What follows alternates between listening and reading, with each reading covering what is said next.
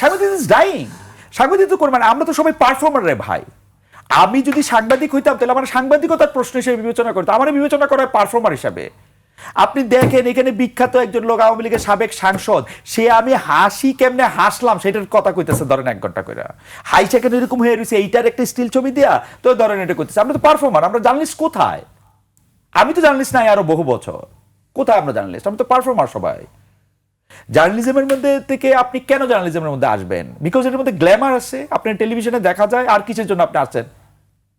আপনি বলেন তো, যা পারে আপনি কিসের জন্য আসছেন সাংবাদিকতায়? আমাকে 25 বছর আগে আমি যেদিন প্রথম যাই সেদিন আমাকে বলা হয়েছিল যে একদিন তুমি পস্তাবে, কেন সাংবাদিকতা আসছো? না, ওইগুলি কথা মুখস্থ কথা বড়রা সবসময় তুষার বাড়িও কইছে, ডাক্তার হইলে পস্তা বা ইঞ্জিনিয়ার হইলে পস্তা, এরা পস্তাইতেই থাকে, এরা অতৃপ্ত আত্মা, এরা পস্তাইতেই থাকে। এবং আগের জেনারেশনের এইটার একটা খুব কমন কথা, আমি ওইটার জায়গায় আমি যাচ্ছি। আমাকে দুইটাই বলেছে, ডাক্তারি ছাড়লা এটার জন্য পস্তাবা, আবার বলেছে ডাক্তারিতে আসছে এই জন্য পস্তাবা।